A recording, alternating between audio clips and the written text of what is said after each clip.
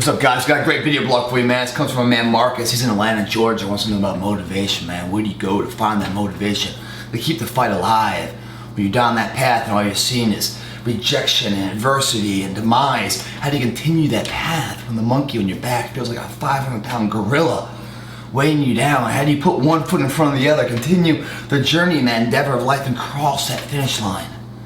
Let's read his email. We'll get into this. Greg, your site has helped me tremendously to transform my body, and I cannot thank you enough for that. I don't want to discredit all the amazing workouts and nutritional information on your site, but what you have done for me mentally outweighs all the physical gains I'm so proud of. Your motivation and inspiration has really changed my life, and inertly changed my family's life as well. Your outlook on life is so contagious that I find myself going to your site every day to keep the motivation alive inside of myself. You do that for me, and I cannot thank you enough. I guess I was wondering, where do you go for motivation to keep the fire alive? And what do you turn to after a bad day to ensure you stay on track? Marcus, Atlanta, Georgia. Marcus, you answer that question, you just answered life. That's the $1,000,000 question right there. And it's really hard to answer it, but I'm gonna do my best shot for you. You say, you talk about motivation, how to find motivation. And you say, where do I go physically? Marcus, I don't go anywhere physically for motivation. I go there visually. Let me explain that. If your mouth is a window to your body, and the nutrition that comes through your mouth enables your body to grow strong and have a capable fundamental structure of whatever you want to do physically, your eyes are the window to your soul of belief, inspiration, the willpower. And just like when you put something in your mouth and you chew it, it can either enhance the physique of yourself or be the demise depending on what you're eating. The same goes true with what you see. There's a visual diet out there that's good and bad. There's negative energy if you look at it and you focus on, you allow that to come in, there'd be a demise of your willpower. The demise of your self-confidence, what you can be and what you believe in. You focus on the negative so much, you start to believe that negative shit exists in you. That's a negative, unhealthy diet. Visually. Must focus on the positive things in life. Allow them to see you. And you're going through your day, guys, there's a million of these examples out there. When you see them, stop yourself in their tracks. Give credit. Remember the name of that person that did something with a common man, overcame the odds and did the impossible. When you see that, take notice and remember that, because you will use that later in your own journey when you're feeling fatigued and weak. That'll be the spark that keeps you going on that journey when that gorilla is on top of you to ensure you get through that finish. But having a sound diet physically and a sound diet visually, to build the power of what you believe in to be true, and then building the body of which can make anything that you want capable, is only 2/3 of the equation. There's one big missing element that Marcus is talking about here. There's no name for that element. Call it the X factor if you want. But the X factor must exist. Even if you have the healthiest physical diet and the healthiest visual diet, it's not enough. Those two are like a sailboat out at sea with no harbor to sail for. In that situation, the best wind is no wind, because you don't know where you're going. That's the X factor. The want. What do you want in life? You have the physical body to do something. You have the mental capacity to believe in it. Now what the fuck do you want? When you want something that collides all three of them into the trifecta, it makes the uncommon man remembered for generations, because he achieved the impossible and changed the basic framework, the blueprint society in which we live our life. The one is in us. That X factor is in every single one of us, guys. It's a seed that's planted at birth inside of every single soul. 99% of the people Never let that seed blossom into anything. It goes buried because they don't know how to nourish it. They don't know how to feed it, caress it, protect it. So it blossoms into the strength of remembrance, to be a role model, an example of passion, strength, where pride is stronger than steel, you know?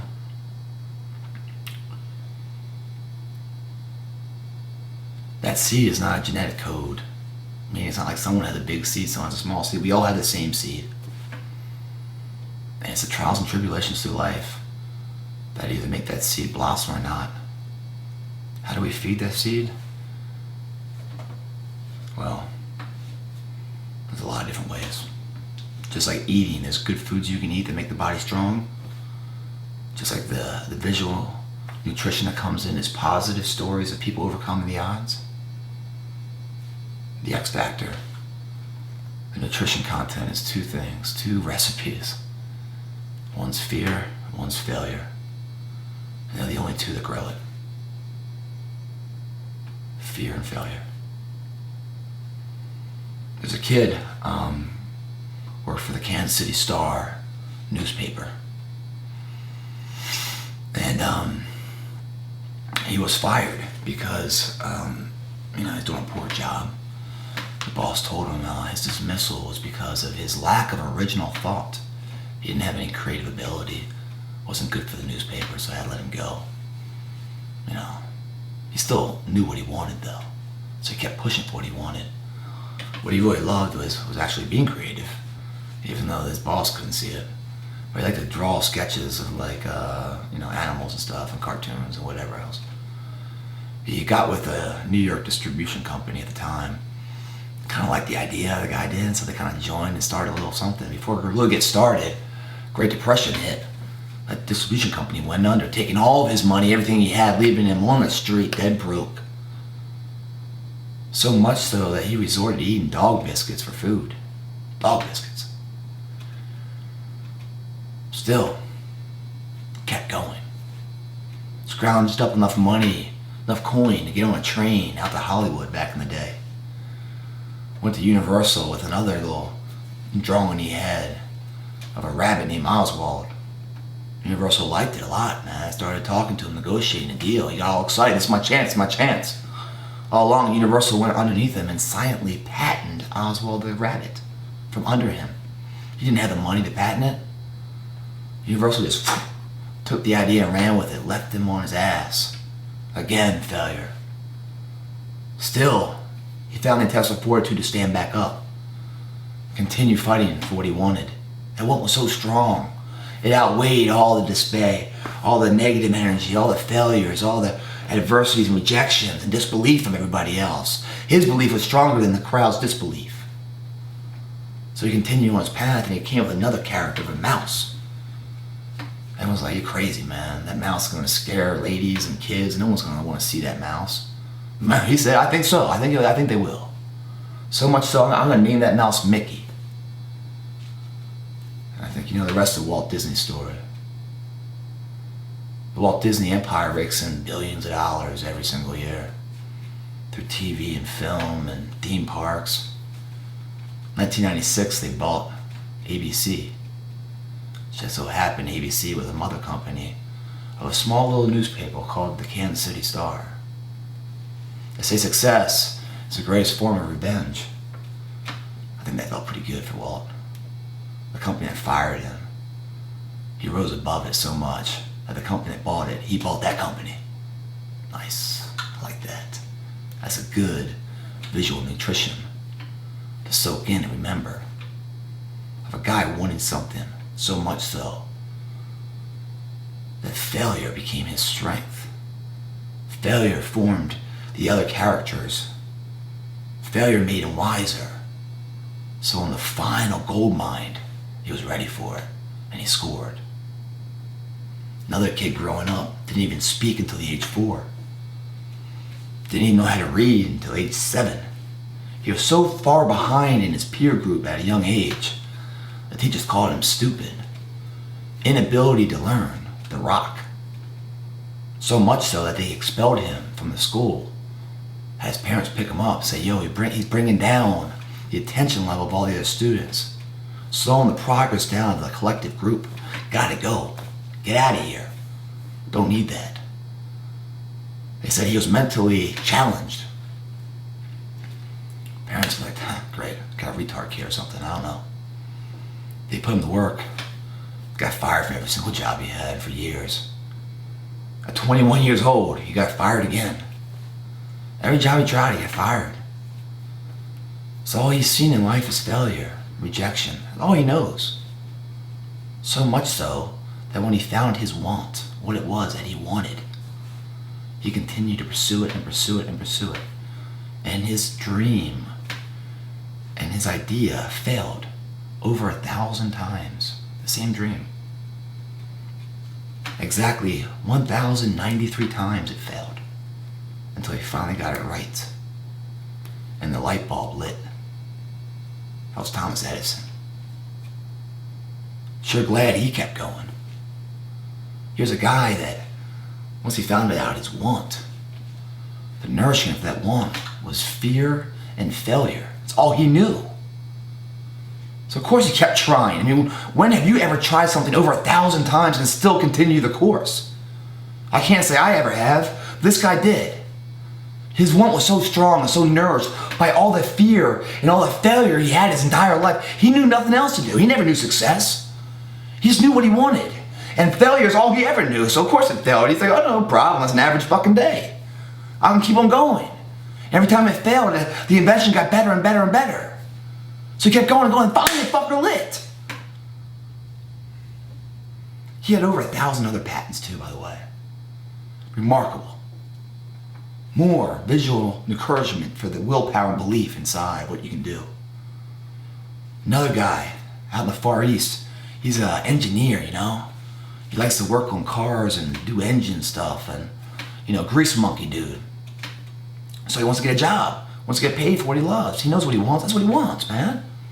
So he goes to Toyota, the big car company in his area, and says, hey man, I'm an engineer, man, I can make some kick-ass engines and shit. And he comes in and they talk to him. Toyota's like, get the fuck out of here. You don't have the credentials, you don't have the experience, you don't know what the fuck you're doing.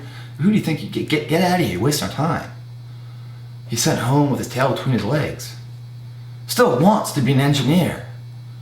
Wanted to do it, you know, on the assembly line Toyota. They said no. He didn't stop, he kept going. So instead of being in the assembly line Toyota, he was in his garage doing it. Started making little scooters. I liked it though, man. You know, that's what he wanted to do. So he did it in his garage, scooters. Got on that scooter and drove it around town. Neighbors like, wow, badass scooter, man. It's pretty cool. Let me try it. They tried it. They go, dude, this is pretty good. You know, the fuck Toyota, man. Why are you going to your own business, man? Be a little entrepreneur. Make scooters. And he's like, yeah, I love it. Why not? I'm going to do scooters. That's what he started with. That's not what he ended with. His last name was Honda. You know, there's countless stories out there of people that hit failure over and over again. And I bring that up because that's what creates the want, the desire, the demand for something to change. That gives you a directional path. So when you're on that sailboat out at sea, you know how to take the wind coming at you into your favor, to sail in the direction you want. But you're not sailing into some harbor of a known point. No, you're going to sail down uncharted waters. And why? Because those uncharted waters lead to undreamt shores of possibilities. But the common man is forever remembered. If you take 100%, that's your ability, 100%, everything you got, 1% of that is inspiration, 1%. You know, the rest of it, 99%, is perseverance and dedication to see it through.